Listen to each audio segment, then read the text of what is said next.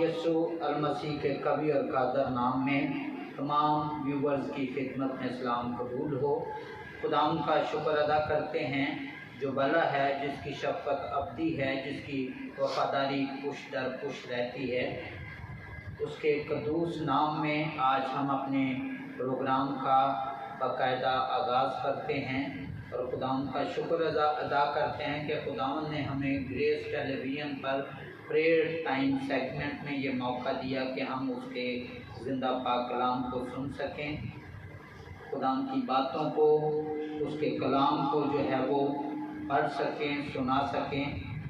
और मैं आज के जो हमारे मुअज़्ज़ज़ मेहमान हैं, जो खुदाम का ज़िंदा पाक कलाम हमारे दरमियान शेयर करने वाले हैं, मुबशर डेविड साहब, मैं उनका शुक्रगुज़ार हूँ और उनको वेलकम भी करता हूँ कि आज हमारे प्रेयर टाइम सेगमेंट में वो तशरीफ़ लाए हैं। खुदाम इन्हें बरकत दे और ज़्यादा अपने जलाल के लिए, बुज़ुर्गी के लिए इस्तेमाल करे। और मैं उम्मीद करता हूँ कि आज के कलाम के वसीला से हम सब जो है वो बरकत पाएंगे। और इसी तरह हमारे दरमियान एल्डर जेम्स दर्शन साहब जो जल्लो गाँव से तशरीफ़ लाए हैं, खुदाम के नाम में कलाम में सरगर्म हैं। खुदाम इन्हें अपने जलाल के लिए, बुज़ुर्गी के लिए चर्च में इस्तेमाल कर रहा है और हम दुआ करते हैं कि खुदाम और ज़्यादा इन्हें अपने जलाल के लिए, बुज़ुर्गी के लिए इस्तेमाल करे। और हम इनको अपने प्रेयर टाइम सेगमेंट में वेलकम करते हैं कि आज ये हमारे दरमियान तशरीफ़ लाए हैं। और बड़ी खुशी की बात है, मैं ये ख़ास तौर पर ये बताना चाहता हूँ कि ढाई वाले वान से जो है वो बहुत सारे साथी जो आज इस प्रेयर टाइम सेगमेंट में तशरीफ़ लाए हैं, हम इन तमाम दोस्तों को भी अपने इस प्रेयर टाइम सेगमेंट में वेलकम करते हैं। और मैं ख़ास तौर पे जो है वो बुज़ुर्ग भाई बशीर मसीह को, आरफ रशीद साहब हैं, शबाज मसीह हैं, मसीह नबील मसीह, काशफ मसीह, सहेल मसीह, चांद मसीह, गुशाल मसीह, सरफराज मसीह, यूनस मसीह, वाजद मसीह, सुलेमान मसीह। मैं इनको सारे ग्रुप को जो हमेशा जो है वो हमारे साथ साथ चलता रहा है और खुदावन ने इनको बड़ी बरकत दे रखी है। और ये जब भी मुश्किल परेशानी जो है वो आती है, हम सब मिलकर खुदाम के जलाल के लिए, बुज़ुर्गी के लिए जो है वो काम करते हैं। और ये नेटवर्क खुदाम के नाम में, कुदरत में, जलाल में बढ़ रहा है। और ख़ास तौर पे मैं बुज़ुर्ग भाई रशीद मसीह जो कि खुदाम के बड़े सच्चे जशीले सिपाही थे, आज वो इस दुनिया में नहीं हैं, सो उनकी कावश, उनकी मोहब्बत जो है वो आज भी हमारे दरमियान जो है वो मौजूद है और आज भी वो हमारे दिलों में जो है वो रहते हैं। और काफ़ी अर्सा हम सब ने मिलकर दाई वाले वान कलीसिया के लिए जो है वो काम किया, जो भी उनको मुश्किलात थी कब्रिस्तान के हवाला से। और इसी तरह जो है वो रहने सहने के गलियों में जो है वो ठीक निज़ाम नहीं था, सीवरेज का निज़ाम ठीक नहीं था। तो इन सारी प्रॉब्लम को हम सब मिलकर इंजीनियर शहजाद इलाही साहब जो MPA थे, उनकी सरकर्दगी में करते रहे हैं और आज भी हमारी ये मोहब्बत जो है वो कायम और दायम है। और इसी तरह हमारे दरमियान ग्रेस टेलीविज़न की जो टीम है, एल्डर लियाकत साहब, भगत शौकत साहब और सजावत यकूब साहब हमारे दरमियान मौजूद हैं। तो मैं इनको भी जो है वो वेलकम करता हूँ कि आज ये हमारे दरमियान जो है वो तशरीफ़ लाए हैं। तो इसी तरह हम सब झुकेंगे, इस सारे माहौल को खुदावंद की हजूरी में रखेंगे, सारे सेगमेंट में खुदावंद जो है वो हमारा हादी और रहनुमा बने। और जितने लोग यहाँ तशरीफ़ लाए हैं उनको खुदावंद बरकत दे, अपने नाम में, जलाल में, कुदरत में आगे बढ़ाए। सो हमारे दरमियान बुजुर्ग भाई बशीर मसीह मौजूद हैं, वो दुआ में रहनुमाई करें। जिन्हें अज दी शाम अपने पाक लोगों अपनी हजूरी में बुलाया कि तेरा तख्त यहाँ लग चुका है, तेरा गुलाम यहाँ फैल चुका है, तेरे गुलाम से हम बरकत पानी है, तेरे पाक मुकद्दस कलाम के वसीला से ज़िंदगी पानी है। आज हम अपनी ज़िंदगियाँ को यीशु तेरे आगे सिर नकू होकर तुझे सजदा करने के लिए हाजिर हुए हैं। ऐ बाप, ये सिर्फ आदमियों ही का नहीं बल्कि तेरे गुलाम का फल हमारी जिंदगियों में बहुत सा फल लाए। ऐ बाप, तेरा शुक्र करता हूँ। मैं अपने अजीज भाई चौधरी शहजाद राही का शुक्रिया अदा करना जिसने हमें बुलाया। हम उसके हजूर अपने आप को पेश किया ताकि जितनी जाने सफ़र करके आई हैं सबको बड़ी बरकत दे। आज मैं सारे बदनी, रूहानी, जिस्मानी कामों को तेरे हाथ में देता हूँ। ऐ बाप, जब साढ़े इन रहबर और रहनुमा के कानों तक कोई बात भी पहुँचे, ऐ खुदावंद तू उसमें बाइस से बरकत हो। आज बरकत पाने के लिए हम सब मिलजुल कर तेरे हजूर दुआ करते हैं। हम तेरे बेटे और भगत के लिए दुआ करते हैं जिसने हमें याद रखा और यादगिरी ही से खुदावंद तेरे पाक कलाम को अब खोले। जो कोई तेरे पाक कलाम से पढ़े वो हमारे लिए जिंदगी का फैस है। बरकत पाने के लिए सब मिलजुल कर तेरे हजूर शुक्रगुजारी से मुकद्दस पाक कलाम में यूं मरकूम है, देखो कैसी अच्छी और खुशी की बात है कि भाई वहाँ मिल कर रहें। ये उस बेश कीमत तेल की मानित है जो सर पर लगाया गया और बहता हुआ दाढ़ी पर, यानी हारून की दाढ़ी पर आ गया, बल्कि उसके पहरान के दामन तक जा पहुंचा।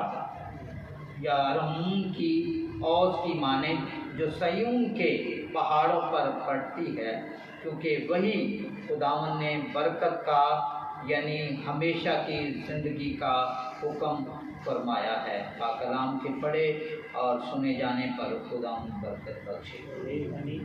मेरे अजीज़ों, अभी वक्त हुआ चाहता है कि हम खुदावन के ज़िंदा पाक कलाम को अपनी नसीहत और हदायत के लिए सुने। तो इससे पहले हमारे जो मुअज़्ज़ज़ मेहमान हैं उनको हम तालियों के साथ और इसी तरह हारों के साथ जो है वो वेलकम करें। शुक्र अदा करते हैं कि खुदावन ने हमें मुल्क पाकिस्तान में सलामत रखा। इसकी बका और सलामती के लिए जो है वो हम दुआ करेंगे और ख़ास तौर पे इस मुल्क पाकिस्तान में बसने वाली तमाम कलीसियाओं को खुदावन की हज़ूरी में रखेंगे, तमाम चैनल्स को खुदावन की हज़ूरी में रखेंगे और तमाम मसीही अदारों को जो खुदावन के जलाल के लिए, उसकी बुजुर्गी के लिए काम कर रहे हैं, उनके लिए भी हम दुआ करेंगे कि खुदावन इन अदारों में, इन मिशंस में और ऐसे लोग जो खुदावन की खिदमत करते हैं अपनी मुहाफ़ज़त में रखें और हर किस्म की बुराई से, हर किस्म की बिगड़ी बातों से महफूज रखे, ताकि ये तमाम चैनल्स, ताकि ये तमाम अदारे जो हैं वो खुदावन के नाम में, कुदरत में, जलाल में आगे बढ़ें और इस मुल्क पाकिस्तान की तमाम एडमिनिस्ट्रेशन के लिए जो है वो दुआ करेंगे। वज़ीर आज़म के लिए, सदर के लिए, वज़रा आला के लिए, लेजिस्लेशन अदारों के लिए कि खुदावंद उन्हें ऐसी हिकमत अनाई दे ताकि अच्छे तरीके से सारे मुल्क के निज़ाम को जो है वो संभाल सकें, ताकि ये मुल्क आगे बढ़े, तरक्की करे और खुदावंद के नाम को जलाल मिले। अभी हम सब झुकेंगे, तो मैं दरख्वास्त करता हूँ एल्डर लियाकत साहब जो हैं वो दुआ में रहनुमाई करेंगे। सब कायनात का खालिक व मालिक है,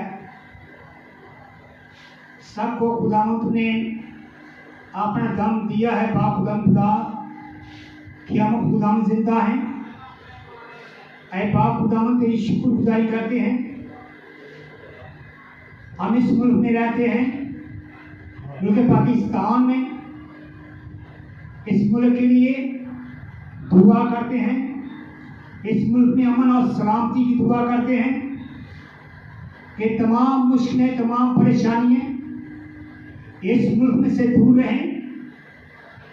खुदावंद तेरे हाज़ुर में दुआ करते हैं उन लोगों के लिए जो इस मुल्क की दौड़ भाग को संभाल रहे हैं, सदर के लिए, वज़ीर आला के लिए, वज़ीर आज़म के लिए, सारी कबीना के लिए खुदावंद तेरी शुक्रगुजारी करते हैं।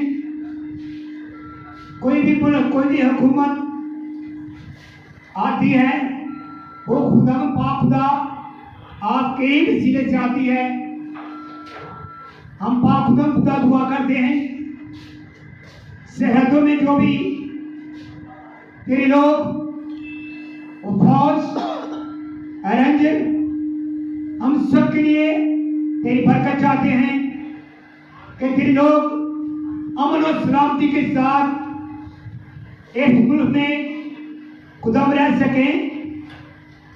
तूने उन्हें खुदाम खड़ा किया हुआ है, हम उनके लिए शुक्रगुजारी करते हैं और दुआ करते हैं मुल्क पाकिस्तान की हुकूमत को इस बीमारी से, जो कोरोना जैसी बीमारी है, इस मुल्क को बचा और सब बीमारियां तेरे बेटे हमारे खुदावंद यीशु मसीह के नाम से जाती रहे।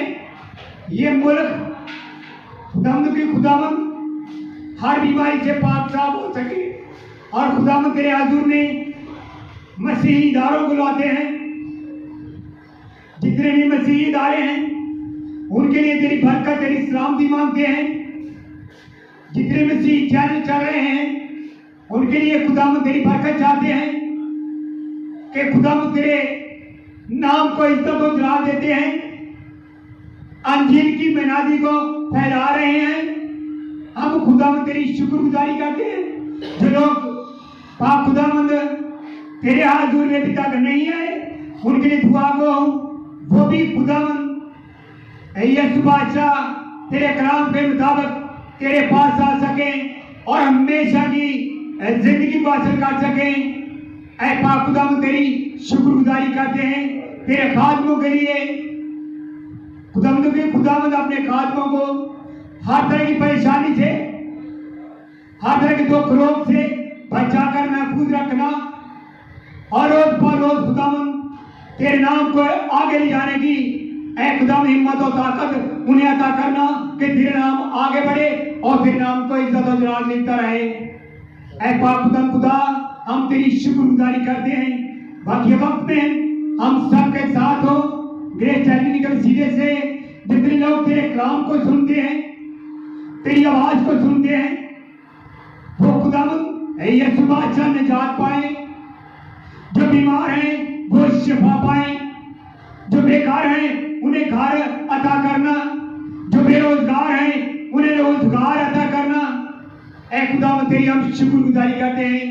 बाकी वक्त में हम सब के साथ हो इस ग्रेस चैनल के वसीले से तेरे नाम को इज्जत और जलाल मिले, यीशु मसीह के नाम से मांगते हैं, आमीन।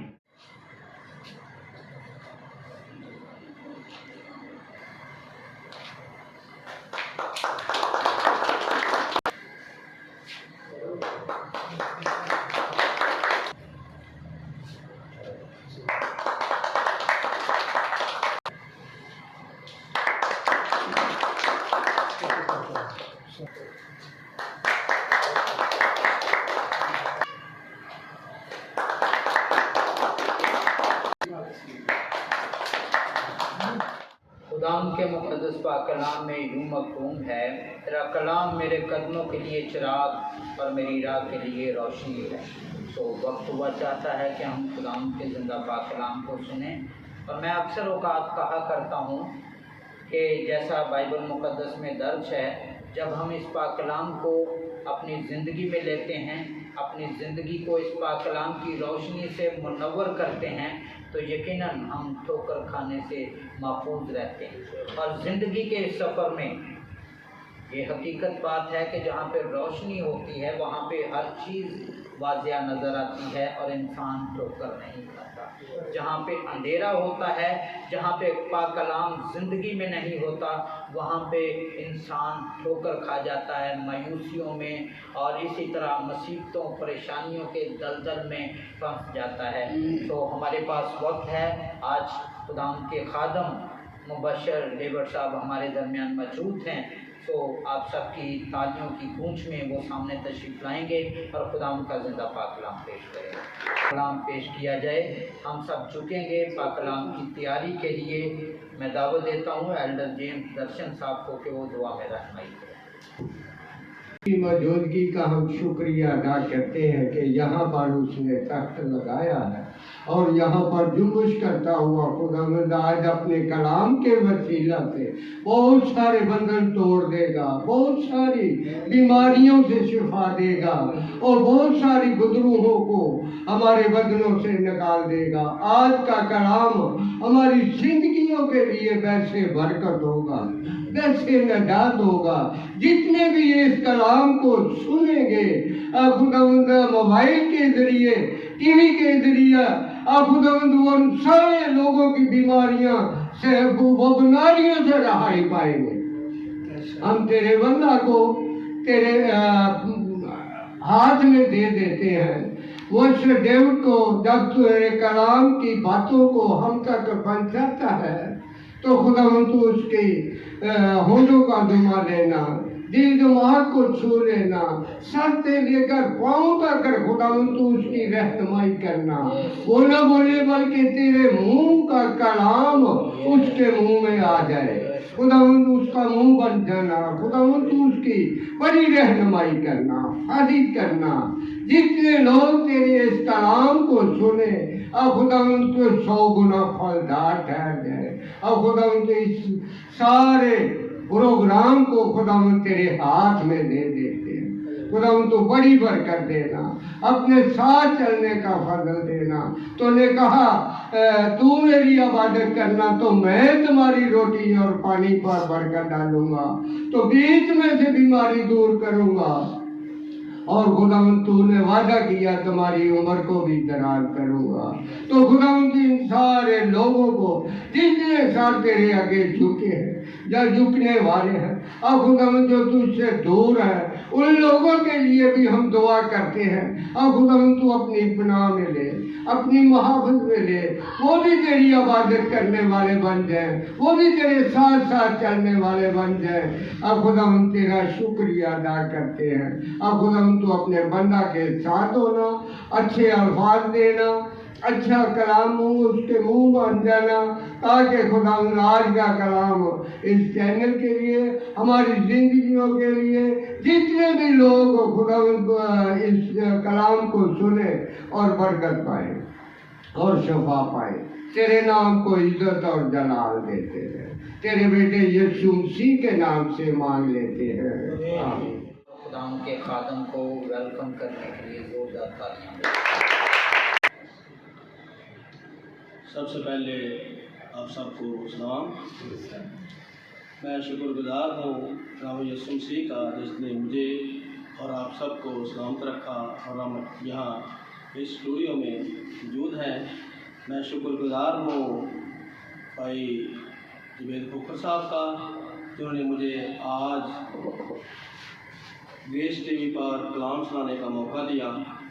और मैं आप सबका भी जो डायरी बांध से आए हैं, आरफ साहब ने भी आपका शुक्रिया अदा किया है, वेलकम किया है। मैं भी आपको वेलकम कहता हूँ कि आप यहाँ आए हैं। इससे पहले कि मैं कलाम शुरू करूँ, मैं एक मरतबा फिर यहाँ की सारी इंतजामिया का, जनाब आरफ जुबैर खोखर साहब का और इनकी सारी एल्डरों का, टीकरों का और जितने यहाँ का इंतजाम है, कैमरा मैन का भी मैं शुक्रगुजार। मैं जिस नबी के बारे में आज कलाम पेश करना चाह रहा हूँ उससे आप सब वाक़िफ़ हैं। बाइबल मुक़द्दस में उसका बहुत जिक्र किया गया है, बहुत अच्छे तरीके से वो उसने अपनी ज़िंदगी का आगाज़ किया और उसने बड़े अच्छे तरीके से खुदा के हज़ूर वफादारी के साथ चलता रहा और जो कुछ भी उसने खुदा से मांगा उसके लिए हो गया। आए मेरे साथ निकालें जो बहन भाई ग्रेस टीवी पर देख रहे हैं मुझे देख सकते हैं और कलाम को मेरे साथ मिलकर पढ़ सकते हैं और सीख सकते हैं। मेरे साथ निकाले पहली सलाती उसका 17 बाब उसकी पहली 4 कलम कदम में यूं लिखा हुआ है और एलिया नबी की इंतजार के परदेशियों से था। अभी से कहा खुदावंद इस्राएल के खुदा की हज़ार की कसम जिसके सामने मैं खड़ा हूँ इन बरसों में ना बहुत पड़ेगी ना मींह बरसेगा जब तक मैं न कहूँ। और खुदावंद का कलाम उस पर नाज़िल हुआ कि यहाँ से चल दे और मशरक़ की तरफ अपना रुख कर और क्रेत के नाले के पास जो जर्दन के सामने है जा छुप और तू उसी नाले में से पीना और मैंने कौवों को हुक्म किया है कि वो तेरी परवरिश करे। खुदावंद के कलाम के पढ़े और सुने जाने पर खुदावंद की बरकत हो। आमीन। कलाम मुक़द्दस में पढ़ा गया है कि एलिया तशबी जो खुदा का खादम है, खुदा का नबी है, जिसके बारे में आप सब जानते हैं, कई बार खादमों से आपने कलाम सुना होगा। इसी बार मैं भी आज बोलना चाहता हूँ कि वो जब अभी अखीब के सामने खड़ा है, अखीब जो है वो इस्राएल का बादशाह है और ये बादशाह इस्राएल का जो बादशाह है इसने सारे इस्राएलियों को गलत सिमत पर लगा लिया है, यानी कि उनसे बुतों की परस्त करा रहा है, बैल की परस्त करा रहा है, यस्त्रियों की परस्त करा रहा है।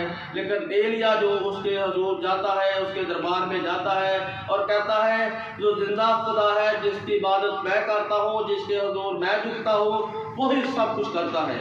लेकिन ये अखीब जो कहता है, कहना नहीं, जो हमारे होता है वो सब कुछ करते हैं। इस बात पर बादशाह के महल में, बादशाह के दरबार में इनकी बहस होती है। लेकिन अखीब और उसकी बीवी इस पर बाजिद हैं, कहते हैं हमारे देवता, हमारे देवता जो है वही सब कुछ करते हैं, वही आसमान से तारे चमकाते हैं, वही सूरज और चांद को निकालते हैं और वही जो है आसमान से मींह भी बरसाते हैं। लेकिन खुदा का बंदा एलिया कहता है नहीं, जिसकी इबादत मैं करता हूँ वो सब कुछ करता है। लेकिन ये लोग नहीं मानते। फिर खुदा का बंदा बड़े इख्तियार के साथ, बड़े दिलेरी के साथ वहाँ कहता है कि मैं आसमान को बंद कर देता हूँ, जब तक मैं ना कहूँ आसमान से बारिश नहीं होगी, ओस नहीं पड़ेगी जब तक मैं ना कहूँ। ये बड़ी दिलेरी की बात है, बड़ी खुदा के साथ वफादारी के साथ चलने वालों की बात है। जो लोग वफादारी के साथ चलते हैं वही ये कह सकते हैं कि जब तक मैं ना कहूँ ये नहीं होगा। खुदा का बंदा ये कहकर चले जाता है और खुदा उसे हुक्म देता है, कहता है, दूसरी आयत में लिखा हुआ है, और खुदावंद का कलाम उस पर नाज़िल हुआ कि यहाँ से चल दे, यहाँ चल दे और करेत के नाला पे चला जा। मैंने वहाँ कौवों को हुक्म दिया है कि वो तेरी परवरिश करे, क्योंकि अखीब जो है वो सब नबियों को कत्ल करवा देगा, तुझे भी मरवा डालेगा। लेकिन तूने यहाँ खड़े होकर बड़े इख्तियार के साथ कहा है कि जब तक मैं न कहूँ मींह नहीं बरसेगा, इसलिए जा क्रेत के नाले में जाकर छुप जा। वहाँ कौवे तुझे दिन सुबह और शाम को गोश्त मुहैया करेंगे और तू उसी नाले से पीना और उसी कौवों के जरिए ही तुझे खुराक मिलेगी। और एक वक्त आता है, तकरीबन 1 साल के बाद वो नाला सूख जाता है और खुदा उसे फिर कहता है कि तू अब सारपत में चला जा, वहाँ मैंने एक बेवा को तेरे लिए मुकर्रर किया है कि वो तेरी परवरिश करे। जब वो सारपत के इलाका में जाता है तो एक बेवा जो एक औरत है वो लकड़ियाँ चुन रही है, वो उसे कहता है, खुदा का बंदा एलिया उसे कहता है मुझे थोड़ा सा पानी पिला। जब वो लेने चलती है तो कहता है एक टिकिया मेरे लिए बनाकर ले आ। वो कहती है हमारे यहाँ आटा नहीं, रोटी नहीं है, एक मुट्ठी भर आटा है, मैं 2-1 लकड़ियाँ चुन रही हूँ और जाकर मैं पकाऊंगी और मैं और मेरा बेटा खाएंगे और मर जाएंगे। इसलिए कि मुल्क में काल है, कोई अनाज उग नहीं रहा, कोई बारिश नहीं हो रही, इसलिए काल है। और वो कहती है कि मेरे पास एक रोटी है, वो मैं और मेरा बेटा खाएंगे और फिर मर जाएंगे। खुदा का खादम, खुदा का नबी कहता है जैसा कहती है वैसा कर, लेकिन पहले मेरे लिए एक टिकिया बना के ले आ, फिर अपने और अपने बेटे के लिए बना देना। वो औरत उसका कहना मानती है, वो खुदा के बंदा एलिया के लिए एक रोटी बना के ले आती है और खुदा का बंदा उससे वादा करता है कि जब तक मुल्क पर काल है, जब तक आसमान से बारिश नहीं होती, ना तेरे घर से आटे का मटका खाली होगा, ना तेल की कुप्पी खाली होगी। और ऐसा होता है। खुदा पहले कौमों के जरिए अपने बंदे के लिए, अपने नबी के लिए, अपने खादम के लिए खुराक मुहैया करता रहा। अब ये बेवा से खुराक ले रहा है। आप सब जानते हैं कि बेवा किसी को कुछ नहीं दे सकती, और इस बेवा का ना कोई कमाने वाला है, एक छोटा बेटा है और एक ये बेवा है। और जिस तरह खुदा के खादम ने कह दिया, खुदा के बंदा ने कह दिया कि तेरे घर से रोटी ख़त्म नहीं होगी, ना आटे का मटका खाली होगा, ना तेल की कुप्पी में तेल ख़त्म होगा, इसलिए कि तूने खुदा के खादम की परवरिश की है, तूने खुदा के खादम को खिलाया है। आज हमें भी ये सीखने की बात है कि जब खादम आपके घर में जाते हैं तो जरूर कुछ ना कुछ उसको खिलाया करें।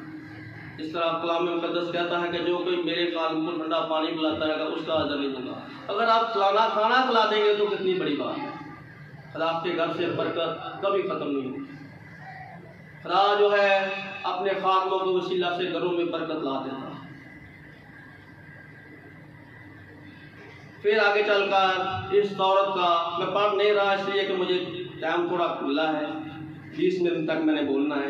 इस बेवा का बेटा बीमार हो जाता है, इस बेवा का बेटा बीमार पड़ जाता है और ये कहती है और कहती है तूने मुझे मेरे गुनाहों याद दिलाने के लिए तू यहाँ आ गया है कि ताकि तू मेरे बेटे को मारे।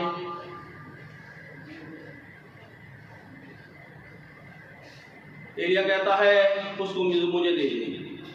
ये उसको अपने कमरे में ले जाता है, उस पर जाकर दुआ करता है और ये बच्चा जिंदा हो जाता है। फिर उठाकर उस बेवा को दे देता है और बेवा इसे जिंदा देखकर कहती है अब मैं जान गई हूँ।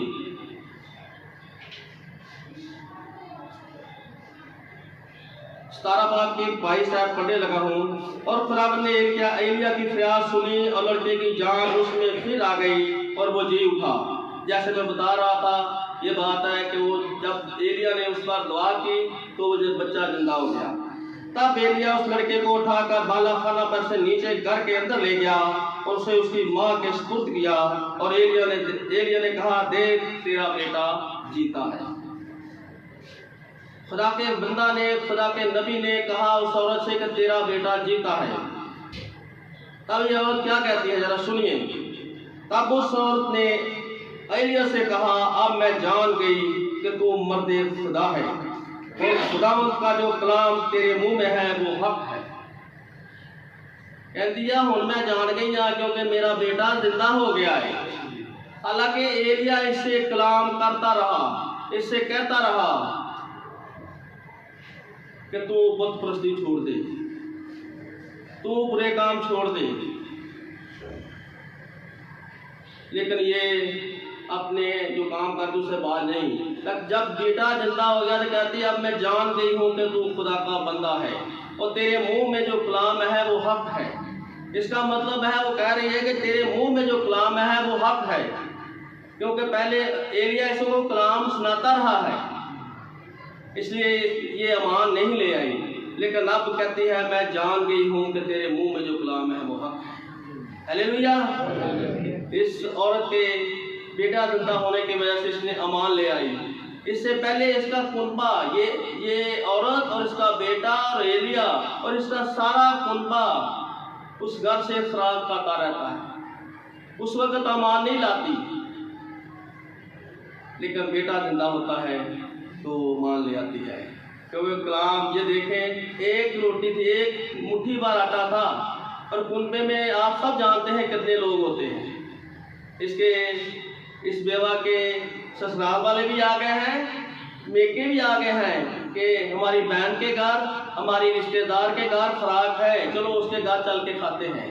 और काफ़ी देर तक, तकरीबन 2 साल तक ये खाते रहे ये लोग।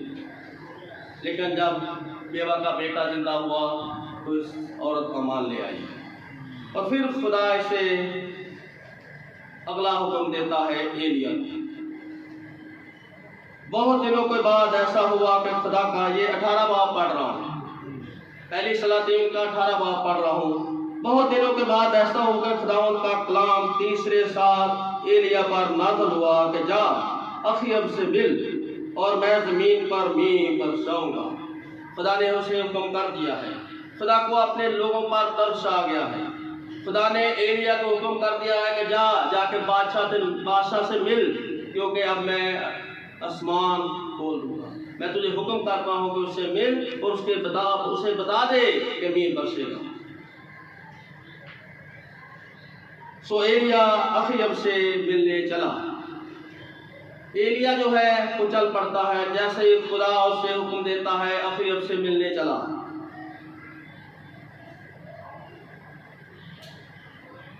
और ये रास्ते में होता है तो इसका जो नायब वज़ीर आज़म है वो इसे मिलता है। सो इब्तिदा ये 18 बाब की 16 आयत पढ़ने लगा हूँ। सो इब्तिदा अखीब से मिलने गया और उसे खबर दी कि अखीब एलिया की मुलाकात को चला। और जब अखीब ने एलिया को देखा तो उससे कहा, आए इस्राएल के सताने वाले, क्या तू ही है? अखीब इस्राएली था, जो बादशाह था इस्राएली था, इस्राएल पर ही हुकूमत कर रहा था, लेकिन इसने सारी कौम को गलत सिमत पर लगा दिया था। ये बैल की पूजा करते हैं, यस्त्रियों की पूजा करते हैं, गैर महमूदों को मानते हैं, खुदा पर अमान नहीं रखते। खुदा को छोड़ दिया है इन लोगों का। सिर्फ एलिया एक वाहद है जो खुदा पर अमान रखता है।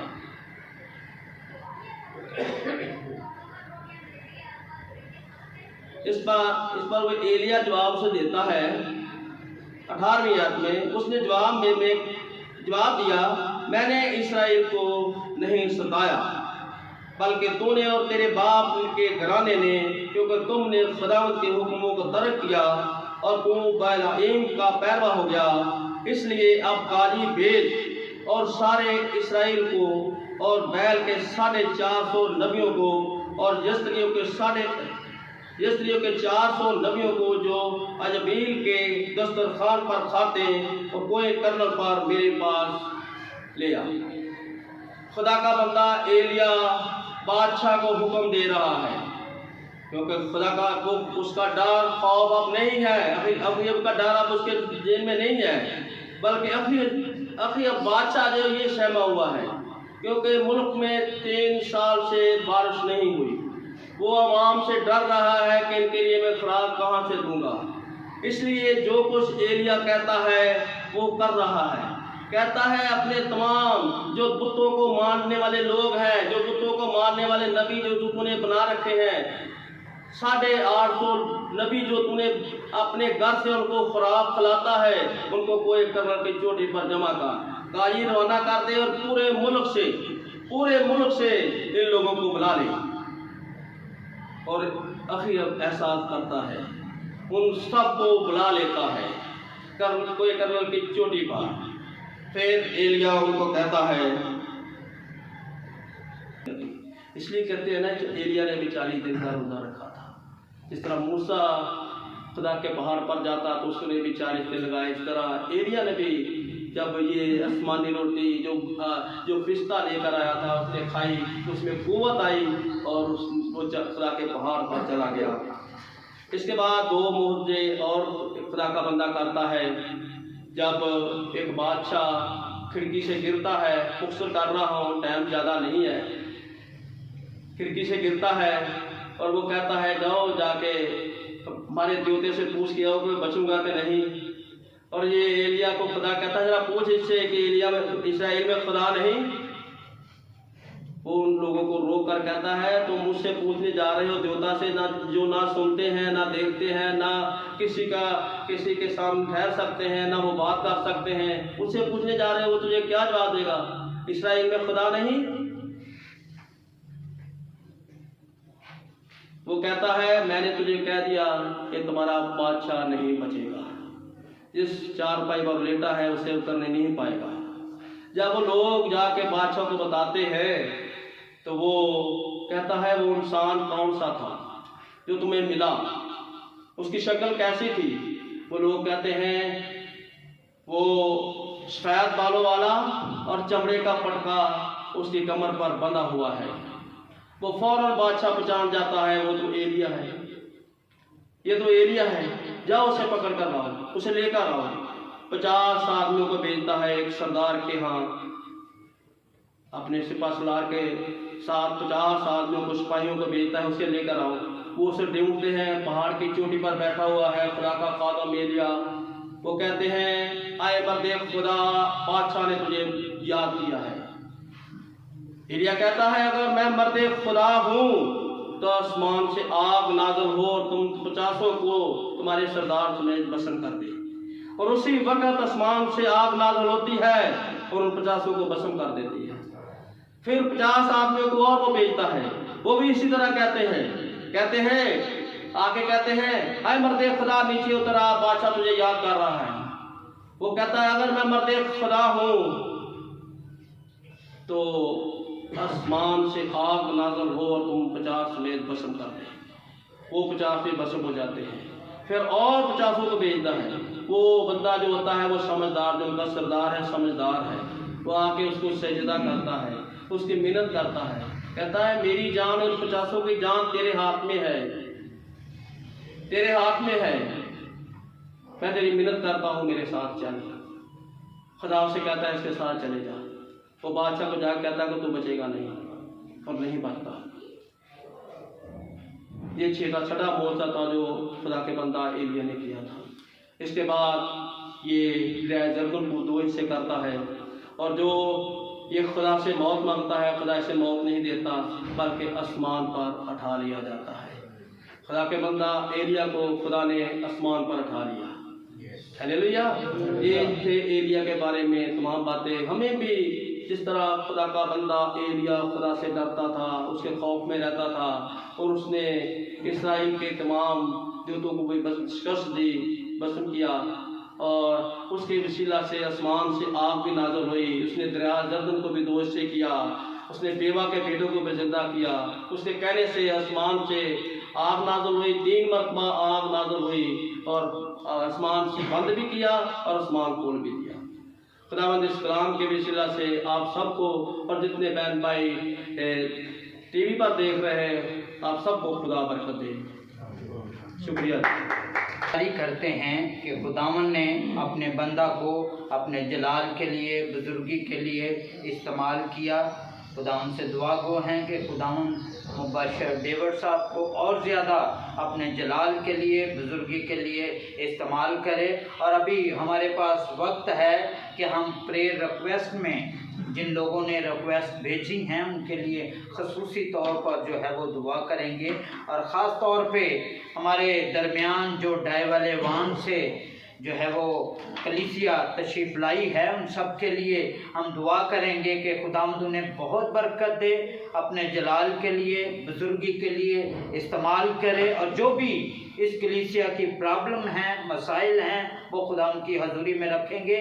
और इसी तरह अतीक यूसुफ की फैमिली को, डॉक्टर रॉबर्ट जो रावलपिंडी से हैं उनकी फैमिली को, नैयर गौरी जो कान्हा से फैमिली है उसको खुदावंद की हजूरी में रखेंगे। अब्बास भट्टी साहब जो कामों के हैं उनके लिए भी हम दुआ करेंगे। बेटा साइरस है जो बहार कॉलोनी से है, बहन नुसरत है जो सुबह आसल से है, और इसी तरह भाई अशरफ की फैमिली जो जल्लो मोड़ से तशरीफ़ रखती है, भाई विकी की फैमिली धर्मपुरा से है, उसको भी खुदा उनकी हजूरी में रखेंगे। बहन मरियम बीबी को, बुजुर्ग बहन एलस बीबी को, बेटी लीज़ा को जो 10 साल की है, शुगर में मुब्तला है, और सुमेरा बहन को, भाई शाहद को, बहन परवीन बीबी को खुदा उनकी हजूरी में रखेंगे। सो मैं दरख्वास्त करता हूँ कि हम सब खड़े होंगे और खुदा उनके खातमीन मेरे नज़दीक आ जाएं और हम सब मिलकर जो है वो इन ख़ानदानों को खुदा उनकी हजूरी में रखेंगे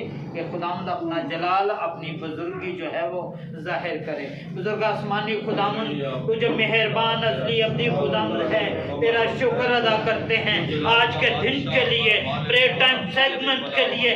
जलाल के बड़े खुदा तूने हमारी हिफाजत की, हमारी निगरानी की, तेरे शुक्रगुजार हैं। और इसी तरह प्रेयर रिक्वेस्ट में मेरे खुदा ने तमाम खानदानों को जिनके नाम लिए गए हैं, तैयती की फैमिली के लिए दुआ करते हैं जो एक बड़ा काम मेरे खुदा ने इनकी जिंदगी में होने वाला है। जलाल के बड़े खुदा सारी मुश्किलें, रुकावटें तेरे यीशु नाम से चली जाए जलाल के बड़े खुदा।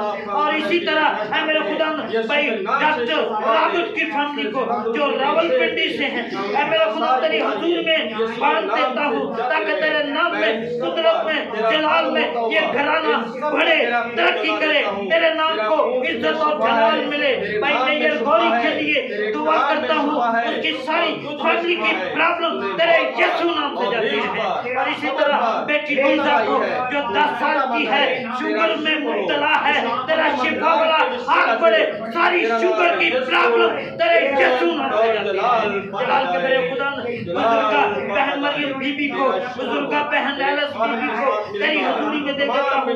ब्लड प्रेशर है, कॉलेज है, शुगर की प्रॉब्लम है, तेरे यीशु नाम से मेरा खुदा चली जाए, तेरा पाक लहू मेरा खुदा, तेरा पाक लहू जिंदगी में काम करे जलाल के मेरे खुदा। और बुजुर्गा बहन परवीन बीबी के लिए दुआ करते हैं, सारी शुगर की प्रॉब्लम तेरे यीशु नाम से जाती रहे जलाल के मेरे। और इसी तरह बहन सुनैरा के लिए दुआ करते हैं जलाल के मेरे खुदा, शुक्रगुजारी भी करते हैं मेरा खुदा। देखो बड़े ऑपरेशन में मेरा खुदा तूने कामयाबी दी है, बाकी बाधा कमजोरी लाचारी तेरे यीशु नाम से जाते रहे जलाल के मेरे खुदा। भाई शाहद को मेरे खुदा जिसकी चमड़े की प्रॉब्लम है, तेरे यीशु नाम से सारी चमड़े की प्रॉब्लम जाती है। बेटे साइरस को तेरी हजूरी में दे देते हैं, जॉब की प्रॉब्लम है, तेरे यीशु नाम से सारी मेरे खुदा फाइनेंशियली प्रॉब्लम तेरे यीशु नाम से जाते हैं जलाल के मेरे खुदा। भाई आबाद भट्टी के लिए जो कामों की से हैं जलाल के मेरे खुदा, उसकी फैमिली को तेरी हजूरी में दे देते हैं, अपने पास रूह में बांध दे ताकि तेरे नाम में, जलाल में, कुदरत में ये घराना बढ़े, तरक्की करे, तेरे नाम को इज्जत और जलाल मिले। इसी तरह इस सारी कलीसिया को, डाय वाले वान की कलीसिया को मेरे खुदा तेरी हजूरी में दे देते हैं मेरे खुदा।